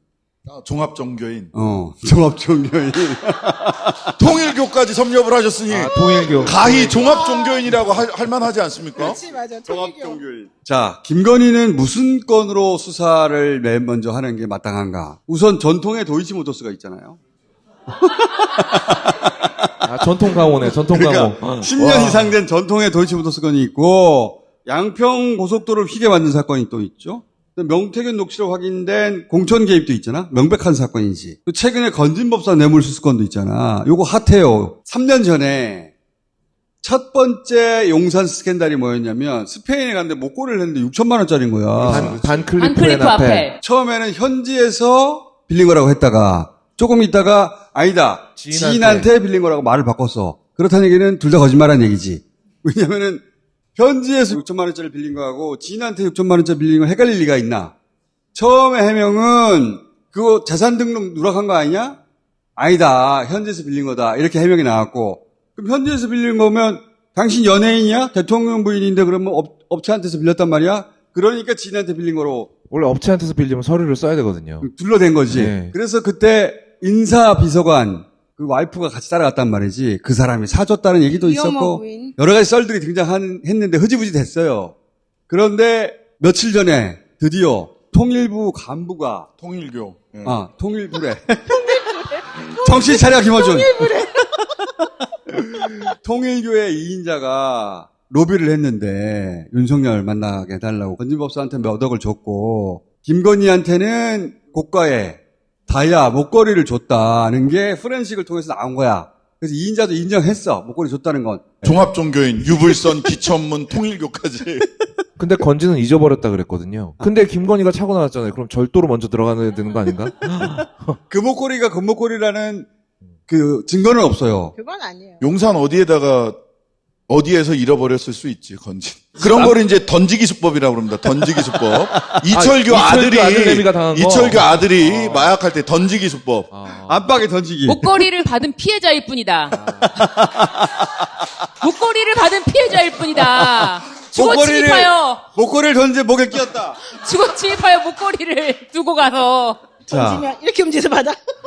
새우깡 먹듯이. 이 사건으로 하느냐. 이건 이제 뇌물수수에 해당되는 거지. 제가 최근에 계속 주장하는 거는 내란 관련 혐의로 수사해야 된다. 나는 김건희 씨가 계엄을 몰랐다는 건 믿을 수가 없거든. 평상시에도 그렇게 국정을 자기가 운영한다는 식으로 드러내 왔는데 갑자기 계엄만 난 몰랐어. 그걸 강하게 부인하기 위해서 대통령이 부인이 알았으면 혼났을 겁니다. 반드시 알려줬다는 얘기로 저는 들려요. 그렇지. 윤석열이 나와서 김건희 얘기하는 건 김건희가 시킨 말이거든. 근데 이제 저는 그 중에서 군인을 직접 지휘할 수는 없잖아. 그럼 뭘 했을까? 나는 가장 의심스러운 게 뭐냐면 이 명단 있잖아, 명단. 노상원. 영적 대화. 노상원 수첩을 처음 보고 난 그 생각을 시작한 거거든요. 저게 요만한 수첩이에요. 이게 나는 처음에 다이어리인 줄 알았어요. 그게 아니고 손 안에 들어가는 조그마한 메모 있잖아요. 기자수첩이라고 하는 거. 기자수첩. 조그만 거. 포켓에 쏙 들어가는 작은 거거든? 그걸 막 휘날려 썼잖아요. 저렇게. 싹을 제거해버려야 된다든가. 사제 폭발물로 죽여버린다든가. 그리고 명단 막 쫙 나온단 말이야. 받아 적은 거다. 받아 적은 거다. 그렇지. 노사건 같은 전직 군인이 혼자서 막 신부 죽인다 막. 누구누구 죽이고 막. 한동훈 여당 대표 죽인다 명단 막 쓰고. 그럴 수가 없어요. 그 사람이 뭔 힘이 있다고. 쓰더라도 좀 멀쩡한 데다 크게. 일생일대의 계획이잖아. 계엄을 혼자 기획했다면 잘 정리했겠죠. 저거는 누구하고 말을 하면서 받아 쓴 거야, 저거. 전화 통화하면서 받아 쓴 게 아니고. 그랬을 수도 있고. 보통 기자들이 이제 전화하면서 한소대로 이렇게. 그렇지.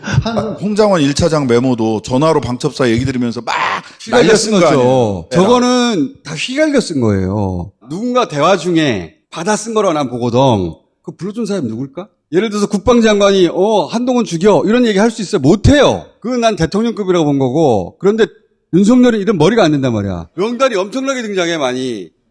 각계 각직을 다 총망라하고 있어요. 대통령급의 결정권을 가진 사람이 완전히 사적으로 믿을 수 있는 내부자 김태호 차장 정도 되거나 김성훈 처장 정도 되는 사람들하고 같이 작성해서 가능성이 있다고 난 혼자 생각 중이야. 나 혼자 갈게. 아니 근데 이 수첩을 그렇게 전화 통화를 하다가 받아 적었다라든지 이렇게 전화 통화할 수도 있고 앉은 자리에서 그렇죠. 앉은 자리에서 그럴 수도 있고. 그런데 내용을 보면 앞에 뭐 실행 후 싹을 제거 이런 내용도 있잖아요. 그렇죠. 저는 이 문장과 조선일보 폐간시켜버릴 거야. 이 문장이랑 좀 결이 비슷하다. 그래서 신문사를 언론사를 목숨 걸고 제거한다? 폐간시킨다? 이런 말 안 하지 않나요? 아무도 안 하죠. 목숨 걸었어. 폐간시켜버릴 거야. 근데 이런 것도 실행 후 싹을 제거, 근원을 없애버려. 폐간. 좀 그리고 뉘앙스가 거기 보면 굉장히 죽이는 방법이 자세히 나오거든. 뭐 독극물로 죽이고 막 폭파시켜서 죽이고 5천에서 2만 명이야. 그러면 5천 명, 2만 명을 전직 군인 혼자 죽인다는 계획을 어떻게 세워요? 불가능해요. 거기 보면 정의구현 사재단 단 전체야 전체 그냥. 그러면 신부 수십 명, 100여 명을 죽여버린다는 거거든. 그다음에 조국 일가, 문씨 일가 이렇게 써 있어요. 가족들 다 죽인다는 거야.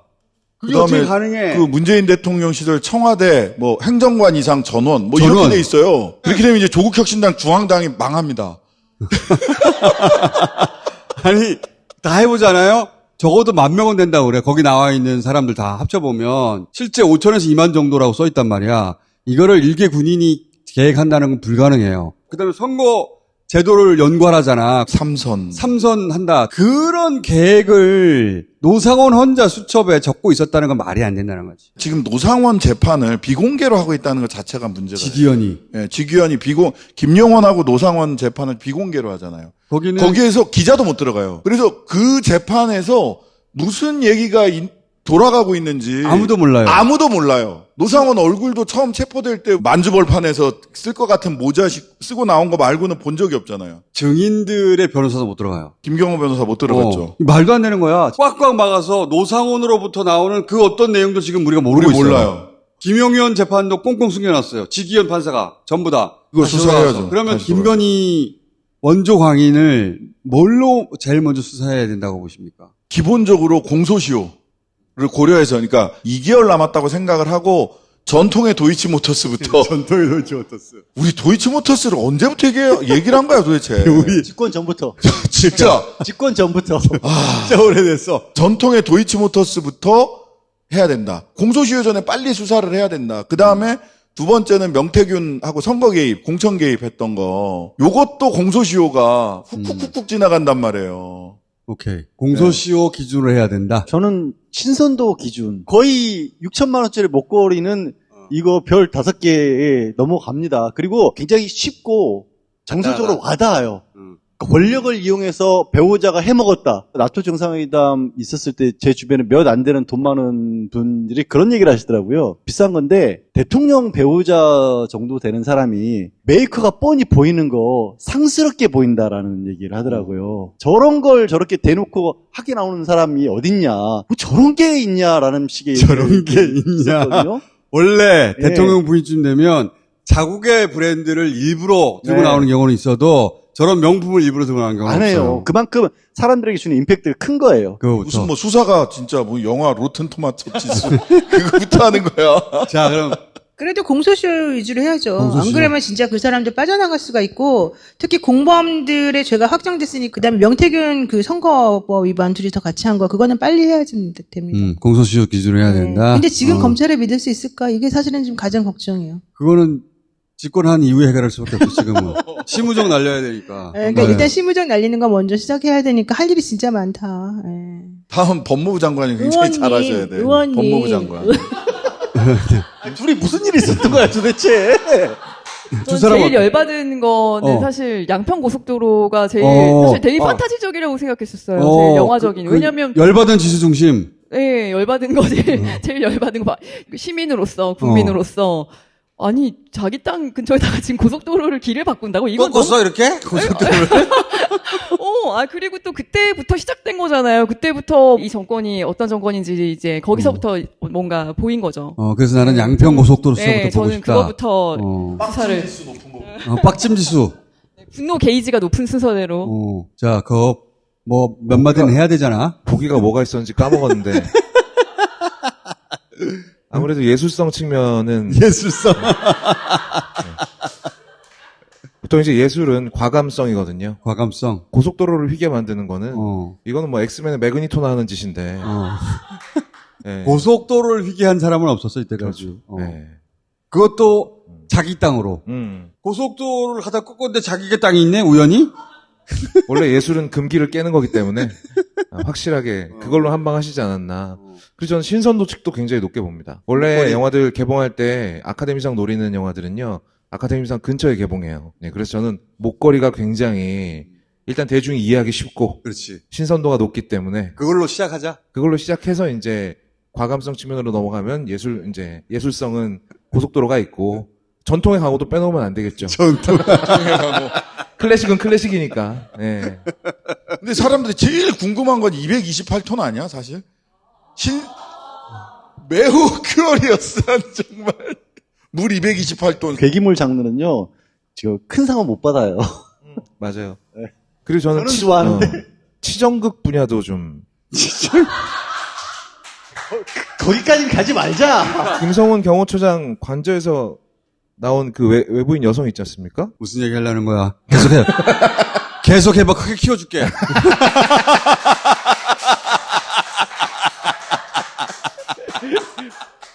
누군가는 굉장히 화가 나지 않을까. 이거 한 번 더 가봐. 이게 크게 키울 수가 없다. 그러니까 하지 더 마. 가봐. 하지 마. 하지 마. 더 가서 다 죽어봐. 한번. 그만할게요, 그러면. 자, 편집해가지고 요거는 따로 쇼츠로 만들게요. 쇼츠로 만들고 우리 본편에서는 빼버릴 거야. 좋아. 진짜 잘한다. 나머지는 살아야지. 우리는 그 새로운 시대에 좀 살고 있을게. 혼자 죽으라고. 죽을 확률 높아 그거. 계속하면 죽을 확률 높다고. 대한뉴스 가서 해 그거. 안 돼요. 안 돼. 무슨 소리야. 근데 김건희 씨 관련해서 꼭 잊지 말아야 될 사건이 디올백.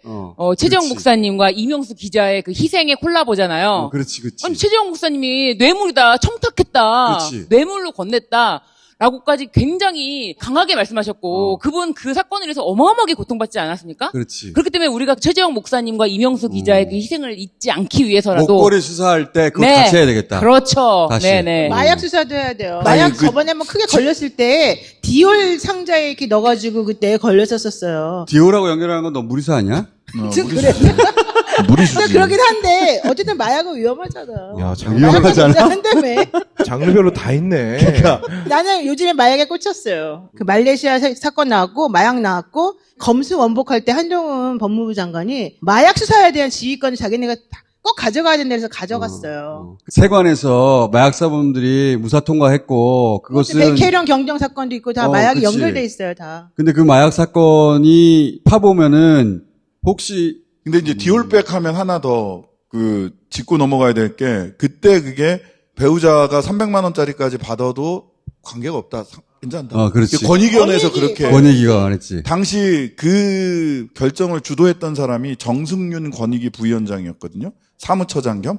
그분이 얼마 전에 부산교육감 출마했던 사람이에요. 맞아요. 빨간 옷 입고. 맞아요. 목사님들한테 막 안수받고. 불교연합회장인데 목사한테 안수받았어요. 네. 김석준 지금 현 교육감이 얼마나 고마운지 진짜 다행히도 또 뉴스공장에 계속 김석준, 김씨가 하나밖에 없어요. 막 이래가지고. 기울포획 얘기를 기왕에 꺼냈으니까 그때 김건희는 참 억울했을 것 같아요. 아니, 300이 무슨 명품이라고. 이건 진짜 조그만 파우치 정도인데. 아니, 선물이라 하면 적어도 6천만 원이나 돼야지. 그래야 뭐가 걸지. 형이 표시인데, 진짜. 보수지에서 그렇게 많이 실드를 쳐줬기 때문에. 실제로 네. 그렇게 쳤죠. 그럼 나를 줘요. 왜 자기가 갖고 있는 거야? 나를 줘. 왜 자기가 갖고 있는 거야? 나를 줘, 그러면. 저도 좋을 것 같아요. 당근하게. 난 괜찮아요. 그럼 난 당근하지 뭐, 그러면. 그럼 권익위 입장은 여전히 변함이 없는 거예요? 300만 원까지. 현재까지는 그렇죠. 공식 입장이 그런 거죠. 그렇지. 대통령 바뀌면 나도 계속 300만 원짜리 선물해야 되겠다. 누구한테? 누구한테? 뭐 어떻게든 누구든. 자기가 300만 원 선물할 공직자가 있어? 일단 아는 공직자가 한 명도 없어요. 그러니까 그럴 때 건진이 중간에 배달료를 받고 전달해 주는 거예요. 그게 배달료야. 근데 배달료가 수억이라니까 나는 선물이 6천으로 끝났겠나 싶어요. 얼마나 기분 나쁘겠어. 자기는 6천만 원짜리 목걸이를 받고 저 사람은 중간에서 전달해 준다고 수억을 준다고요. 중간 거만배가 수억이었으면 선물이 그렇지. 6천에서 끝났겠냐. 그게 말이 안 되는 거죠. 그러니까. 게다가 산업은행 부지가 얼마나 노다진데 그거 관련된 얘기를 했었다면서요. 그 정도 선물을 준다면 이권이 있어야 될 거 아니야. 아까 말한 대로 산업은행 건 이런 거? 통일교가 굉장히 어마어마한 단체입니다. 윤선명 교주 살아있을 때 기자로 이렇게 그 행사를 동행한 적이 있었거든요. 물론 20년 전 얘기예요. 진짜 어마어마한 세력인데 북한과 관련된 사업을 생각해 보세요. 그거를 통일교가 주도한다. 그만큼의 큰 그건 없어요. 그러니까 또 김건희 나와가지고 아까 말했던 최재형 목사 면담한 거 보면 통일도 시켜야 되고 이런 얘기 자연스럽게 하고 있고. 자, 이렇게까지 해놓고 나는 이번 대선이 굉장히 위험한 대선이라고 생각하거든요. 신변 안전에 대한 그런 측면에서는 이재명 신변 안전 그거밖에 남는 게 없어. 막을 수 있는 법이. 그래서 저도 너 몸조심하라는 제보 받고 있거든요. 그러니까 대선 끝날 때까지는 안테나를 세우고 살아야 돼요. 아직 끝난 게 아니야. 오늘 여기까지 하겠습니다. 감사합니다. 네, 감사합니다.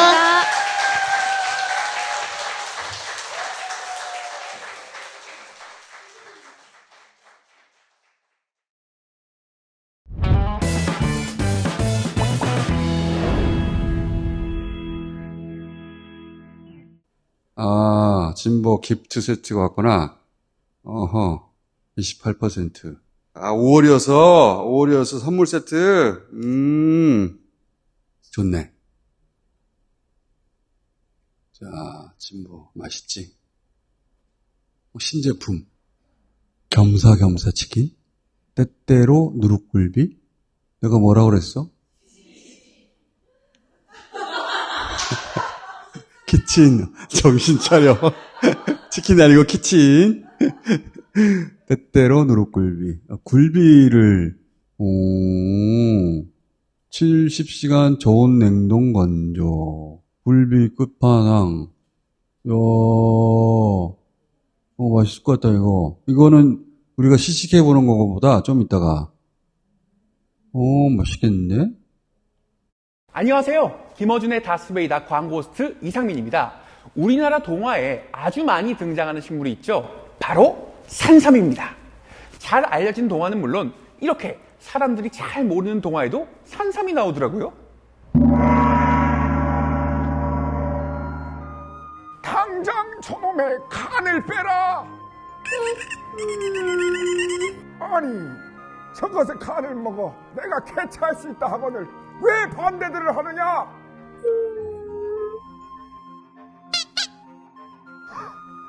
그럼 나도 어쩌라고? 뭐야? 이거 좋은 거야? 네, 토끼간보다 훨씬 더 좋죠. 사람이 씨를 뿌렸다는 것만 다를 뿐 산삼처럼 자연에서 자란 산양산삼으로 만들었으니까요. 지리산에서 농약 없이 비료 없이 7년을 키운 산양산만 100% 담아서 압도적인 사포닌 함량을 자랑한답니다. 지금 바로 딴지마켓에서 홍삼값에 구매하실 수가 있습니다. 이상민이었습니다. 자, 이번엔 탁현민! 안녕하세요. 아유, 오랜만입니다. 안녕하세요. 자.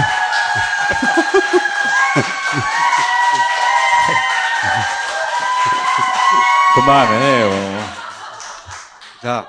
아니, 진짜 좀 빠졌네, 살이. 10kg 빠졌어. 어이. 탁현민이 왜 나왔느냐? 지난번 총선 바로 직전에 공연을 했어요. 뷰티풀이라고. 탁현민 어공에서 해방된 후에 처음 기획한 공연이었고, 문재인 전 대통령 관객으로 왔어요.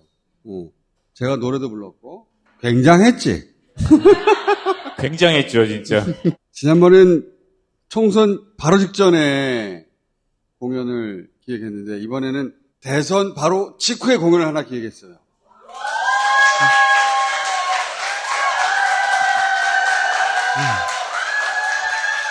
그때는 뷰티풀, 이번에는 파워풀. 지난해 공연이 되게 잘 됐어요. 근데 아무도 우리에게 대관조차 안 해주려고 했었거든요.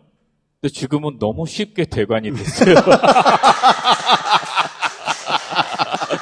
우리가 이제 계엄을 겪고 어마어마한 스트레스를 받으며 그걸 버티며 탄핵을 성공시켰고, 그리고 대선을 우리가 잘 치를 거 아니야. 그 직후에 우리 스스로를 칭찬하고 자축하지 않을 수가 없다. 일종의 축제이며 위로이며 잔치이며 이런 자리를 만들자고 하더라고요. 저도 개인적으로 한 2, 3년 일하기가 싫어서 최대한 버티다가 작년 12월 1일에 프로덕션을 만들었어요. 12월 1일 날. 계엄 이틀 전에. 그리고 12월 2일 날 다 같이 모여서 회식을 했어요. 그리고 12월 3일이 된 거예요. 그때부터 4개월 동안 모든 공연, 행사, 이벤트 뭐 이걸 할 수가 없잖아요. 저희 PD들 5명이랑 저랑 매일 점심 뭐 먹는지 그 얘기만 4개월 동안을 했어요. 그리고 나서 지지난주였죠? 지지난주에. 네, 지지난주에 김어준한테 공연장 쪽에서 빌려준다는 거예요. 그냥 너무 쉽게. 뭐 안 하냐? 그러니까 탄핵 발표 나고 다음 날인가? 그래서 아니 공연장을 빌려준다는데 그랬더니 축제나 잔치처럼 하면 한번 해보자. 그렇지. 시즌2의 제목은 파워풀로 바꾸는 게 좋겠다. 내란 탄핵 이 과정을 거치면서 사람들이 보여줬던 힘, 뭐 정확하게는 파워 투 더 피플을 줄임말로 파워풀 이렇게 생각하고 있거든요. 우리가 마땅히 누려야 할 권한, 이런 것들을 주제로 공연을 만들면 어떻겠냐라고 준비를 했죠. 공연이 그래서 구체적으로 어떻게 만들어질지는 탁현민이 설명할 것이고, 저는 굿즈 기획을 알려드리겠습니다. 곰곰이 내가 생각을 해봤어. 네. 기념을 하고 싶은데 생각해보니까 뉴스 공장이 계엄 그 당일부터 탄핵까지 공무수행을 했잖아요. 계엄군이 찾아온 유일한 민간기관이잖아. 공무수행을 했는데 우리만 공무수행을 한 게 아니고 뉴스공장 다스베이다 보면서 같이 가슴 졸이고 같이 거리에 나가고 같이 불면을 겪고 같이 스트레스를 받은 우리 모두가 공무수행을 한 거 아닌가? 그래서 템밀리의 디자이너들이 있거든요. 공무수행 리미티드 에디션을 디자인해달라고 해야 되겠다. 예를 들면 공무수행 양말. 기다려봐. 멋지게 나올 테니까. 우리 다 같이 고생했으니까 축제와 잔치로 만들겠어요. 립서비스에서 그치는 경우가 종종 있는데 제가 김어준을 알고 오랜 시간 겪어왔지만 이번 사건이 이 사람한테 정말 특별했구나라고 느꼈던 대목이 있어요. 지난번 공연이 되게 잘 됐단 말이에요. 완성도도 칭찬을 많이 받았고 와서 보신 분들 만족도도 높았고, 근데 두 번째 공연은 되게 그 공연보다 물가도 올랐고 당연히 제작비도 더 들어가고, 그러니까 당연히 10,000원, 20,000원이라도 올린단 말이에요. 그래서 제가 지난번보다 한 2, 3만 원 올린 가격으로 기획과 계획을 얘기했더니 낮추라고 하더라고요. 그래서 왜? 그랬더니 야 그거 잔치인데 돈을 그렇게 많이 받으면 되냐. 그치. 아니 그래서 내가 저 사람이 정말 많이 아프구나. 아직 회복이 안 됐구나. 두 가지 점에서 달라지는데 하나는 지난번에 공연 장소를 선택하고 너무 급박하고 여러 가지 사정 때문에 자리를 선택을 못했어요 자기가. 근데 이번에는 인터파크나 티켓파크 같은 사이트를 통해서 내가 원하는 좌석까지 지정할 수 있고 그 다음에 두 번째는 김어준의 강력한 요청 때문에 지난번보다 싼 자리를 많이 만들었어요. 그리고 360도라면서 이번에는. 그리고 공연의 무대가. 기본적인 구조가 지난번에 약간 사석도 있고 그 불편하게 보신 분들도 있어서 아예 가운데에 무대를 만들어 놨는데 하이라이트와 이번 공연의 키 비주얼입니다.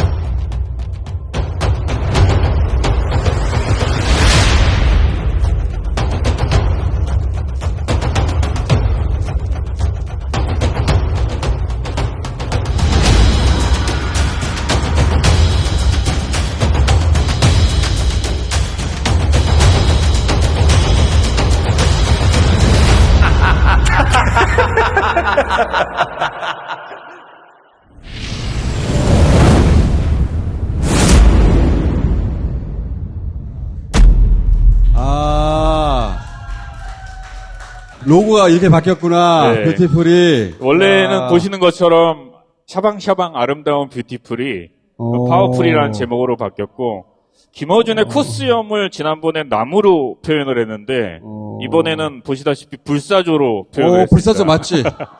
살아남았으니까. 그리고 김어준과 같이 살아남은 우리 모두에게 보내는 헌사다. 이 정도로 이해해 주시면 되고 이런 느낌으로 이번 공연의 키 비주얼이 정해질 거다. 야 이거 좋다 이거. 요거는 굿즈 이런 거에 그냥 적용해 본 거예요. 이런 제품이 실제로 나올지 안 나올지는 아직 정해지지 않았는데 예를 들면 원형 무대나 중앙 무대가 익숙하지 않은 분들 그다음에 감이 좀 안 오시는 분들을 위해서 이런 식의 무대가 만들어질 거고 이게 중앙에 있는 거죠. 이런 식으로 연출을 하려고 준비하고 있고. 그래서 360도로 삥 둘러싸서 보는 거네. 그렇죠. 이런 이제 대규모 합창단 뭐 이런 것들이 이제 연출될 수 있고 여러 가지 각도에서 얼굴들이 보이는 거고 이런 느낌들로 공연을 지금 준비하고 있습니다. 지난번 공연 때도 그랬지만 다른 여러 작가들과 콜라보하고 또 이번에는 가창이 많아요. 노래하는 부분들이 대개 다 여러분들이 따라 부를 수 있는 노래들로 만들려고 하고 관객석의 등급도 있어? 지난번에 없었잖아. 등급이 있죠. 이번에 있어요? 짠티켓을 만들어내려면 그렇지. 앞쪽은 좀 비싸고 뒤쪽은 싸고. 그렇죠. 그것도 뭐 각자 선택하는 거니까. 이번에도 문재인 대통령 특별 게스트로 옵니까? 게스트는 그 어떤 때보다 다양하지 않을까. 이 과정에서 우리한테 위로가 됐던 사람들이 꽤 있잖아요. 그런 분들을 당연히 초청해야 되는 거 아니야? 그렇지. 이재명 후보는 그때는 대통령이니까 섭외가 안 될 거고 그 외에는 다 섭외할 수 있을 것 같아. 나 뭐 바보지 시킬 거야? 예? 뭐라고요? 이번엔 어떤 거 시킬 거냐고. 노래는 하나 꼭 해야 될 것 같고 지금 노래? 화면을 보시면 조명에서 이렇게 뿌옇게 올라가는데 맨 위에 마이크 같은 거 달려있는 자리 있죠? 마지막에. 그 자리쯤 매달아 놓으면 제일 좋지 않을까. 공연을 하는 동안 계속 올라갔다 내려갔다. 김어준이라는 사람을 만난 지 저도 한 15년, 거의 한 20년 가까이 됐더라고요. 그래서 딴지일보 시절의 김어준과 그다음에 낙곰수 시절의 김어준과 겸손은 힘들다 시절의 김어준과 최근의 김어준 이 각각이 비슷하면서도 좀 달라요. 그래서 앞에 것들을 어떻게 AI로 학습을 시켜서 김어준 대 김어준 대 김어준 대 김어준으로 토크쇼 같은 걸 만들면 어떨까. 그러니까 과거의 김어준이 현재의 김어준에게 뭔가 질문하고 다시 또 미래의 김어준이 현재의 김어준에게 뭔가 이야기하고 재밌을 수도 있겠다. 잘하면. 올 수도 있죠. 누가? 김어준이. 내가? 스태프들한테 아니 살이 많이 빠졌다는데 나는 잘 모르겠는데 그랬더니 대중심으로 빠져서 그럴 거예요.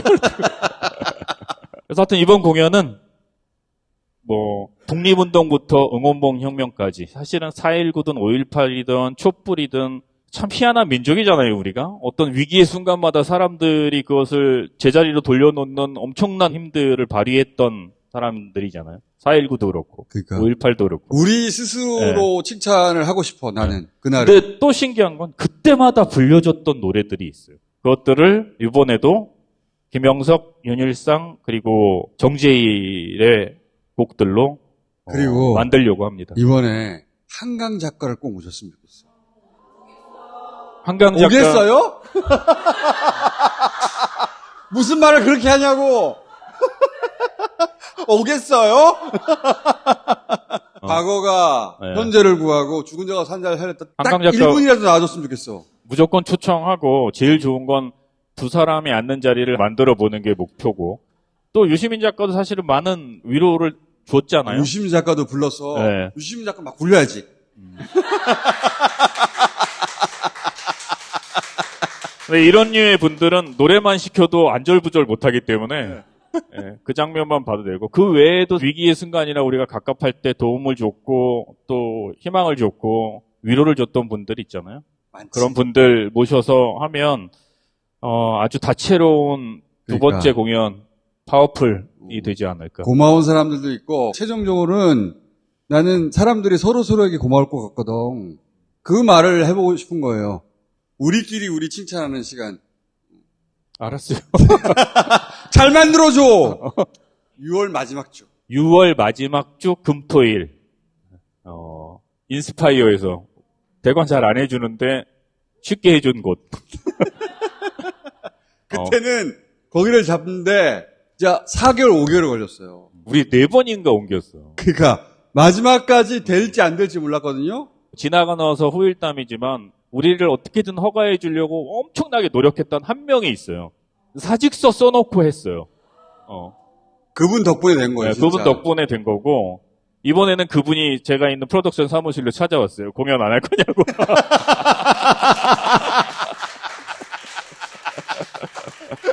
공연하실 때가 됐는데 왜 안 하시냐고.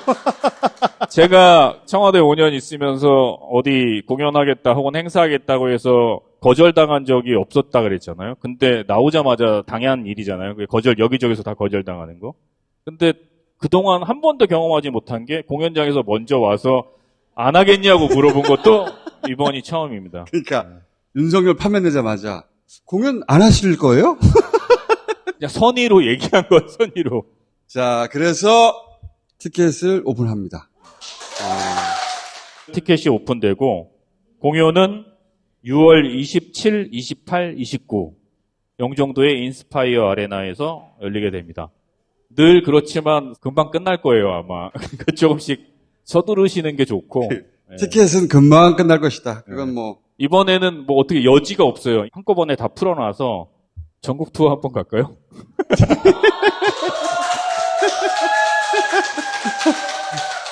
자, 그래서 우리 대선은 6월 말일 날 끝날 거예요.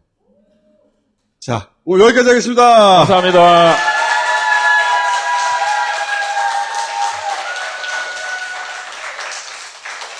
자, 6월 3일이 대선이니까 사전선거까지 하면은 40일도 안 남았어요, 이제. 이번 대선은 저는 가장 위험한 대선일 수 있다고 봅니다. 이재명을 막는 방법이 물리적 방법밖에 없잖아, 이제. 마지막까지 방심하지 말아야 되고, 반드시 투표해가지고, 이 지긋지긋한 내란의 끝을 봅시다. 끝! 자.